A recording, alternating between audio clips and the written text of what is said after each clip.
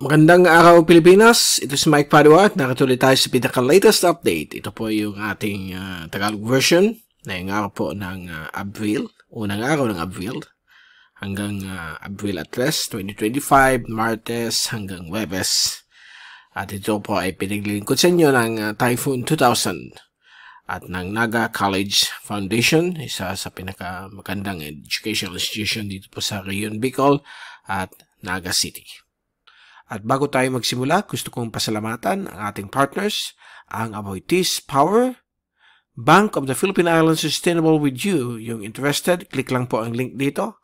Or kapag kayo po ay nanonood sa Facebook channel, meron pong link doon sa description patungo sa BPI Sustainable with You. Ang lokal na gobyerno ng Naga City, headed by ang Honorable Mayor Nelson Legacion at ang ating Honorable Congressman ng ikatlong distrito ng Camarines Sur, Congressman Gabby Bordado. At ngayon, umpisa natin ang update. Ang Pag-asa ay nag-announce po last week. Miyerkules po yun. At sinabi nila na terminated na po ang amihan. Bagamat meron pang konti sa may dulong hilagang Luzon noong nakaraang weekend. But mostly northeasterly wind flow na lang po ito. Okay? At papasok na tayo sa hot dry season at napapansin na natin ang pagkukulan ng mga pag-ulan. Although, ang dahilan yan dahil yung modern junior oscillation nasa dry phase po tayo, so wala masyadong ulan. May mga konting thunderstorms pa rin sa may bahagi po ng Visayas, Mindanao, parts of northern and central Luzon dahil po sa post-effects ng La Nina na sa ngayon, pupunta na tayo sa neutral conditions. So, na yung buwan na ito, Abril hanggang middle of June ay may experience natin hot dry season. Bagamat pagdating ng Mayo 15, yung tinatawag nating Agua de Mayo, prone na naman po yung tinatawag nating mga localized thunderstorms. So mag-iingat tayo sa mga kidlat po niyan dahil sa pag-init ng ating mundo, nagiging mas prone itong mga lightning strikes. Okay? Tumataas na yun ng 12 to 15% ang effects, okay, nitong pag-init ng ating mundo sa mga kidlat at sa pagbuhol ng mga thunderstorms. So, sa latest na yon, sa fast animation, so makikita po ninyo ang napakaganda po ng view ng ating bansa. Wala po tayong any convection except for Mindanao. May mga localized thunderstorms pa rin dyan dahil sa epekto ng easterlies at local convection. Ito yung latest modern junior oscillation mula sa MJO, mula sa Climate Prediction Center ng NOAA, National Weather Service ng US. At nakita po ninyo, ang Pilipinas po dito sa phase diagram ay nandito.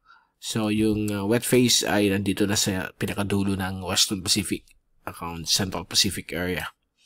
Okay, umiikot lang po yan every 40 days. Okay, 30 to 40 days. At kita po natin na yun hanggang Abril 15 na talaga pupunta tayo sa hot dry season. Ito po yung dry phase, itong pulang-pula sa may Indian Ocean.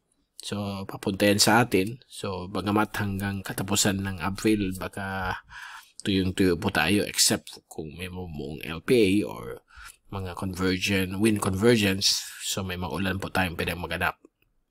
At pag tinignan natin na yung pinaka-latest sa actual zoom-in satellite animation mula sa windy.com, kitang-kita po ninyo dito ang napakagandang panahon. Although may mga maliit na thunderstorms na nakita natin dito sa may area ng Bulacan, Nueva Ecija border. At dito rin po sa may area po ng Nueva Ecija, Vizcaya, and dito rin sa may area ng Baler, sa may Aurora. May mga localized thunderstorms po tayo nakikita. Dito rin po sa may northeastern portions ng Panay, east of Rojas City. So, yan po ang mga thunderstorms. At dito rin sa may Zamboanga Peninsula, meron po ang mga thunderstorms na nagpo-form kahit na lamang na lamang ang init ng panahon. Okay, yung heat index, tumataas na yon, nasa 41 degrees dito sa Naga, sa ibang areas ng Pilipinas, pumapalo ng 45 hanggang 50. And, so yan po ang dapat natin ihanda. Mag-inom lang pong maraming tubig. Avoid muna yung mga tubig na carbonated, maraming sweets, Dahil po yan lalo nagpapahydrate po sa atin. Ang importante, 8 glasses of water or more para labanan natin ang heat index. At avoid muna kayong lumabas, lalo na pagtanghali o direct rays ng sun. Dahil po yan po ang nakakatulong sa paglubha ng ating kalagayan, ng ating health. Lalo na pag mayroon pong mainit na panahon. So, sa ating forecast sa ulan hanggang Sabado, April 5, bibigyan na natin na yun.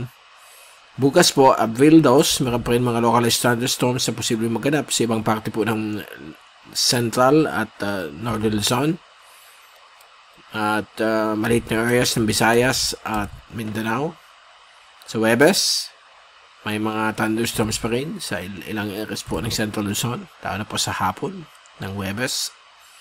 Biyernes, April 4, may posibilidad ng maliit na, pwede natin sabihin, diffused na shear line, posibleng magbigay ng mga ulan dito sa may coastal areas ng Isabela at Aurora.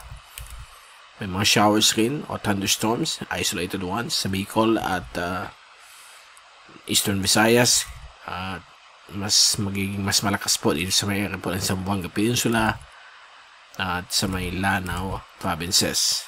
Pagdating po ng Sabado, April 5, may mga inasahan pa rin tayong mga localized isolated thunderstorms sa Bicol region, lalo na po sa Camarines provinces, Southern Quezon, dito rin po sa may area po ng Mindanao and Davao region, and also dito rin sa may area po ng Central at Western Visayas. Now, sa ating wind forecast, magiging mostly northeasterly tayo. Northeasterly wind flow. Bukas, April 2 hanggang April 3 or 4. Magiging mas malakas po ang northeasterly sa may Batanes, Bubuing Group Islands at coastal areas po ng Ilocos Norte. Pagdating ng Biyernes, April 4 hanggang Sabado, April 5, magiging easterlies po tayo. Light easterlies po yan sa halos buong bahagi po ng ating kapuluan. Now, sa alon, may mga fishermen na gustong magtanong kung kumusta ang mga alon sa buong Pilipinas. Okay naman po, particularly sa inland waters ng ating bansa, magiging kalmado hanggang light up to 1 meter ang wave heights. Yung East Philippine Sea, na yung araw na ito hanggang bukas ay magiging 1 hanggang 2 metro ang laki ng alon sa East Philippine Sea. Ang West Philippine Sea, April 2 hanggang April 3 ay magiging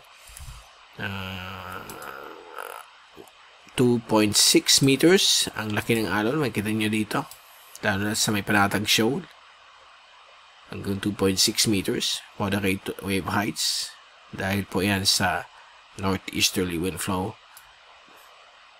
Sa Huwebes naman po, magiging mas malakas po dito yung alon up to 3 meters sa may west of Ilocos provinces and sa may Babuyan Group Islands dahil nga sa northeasterly and easterly wind flow.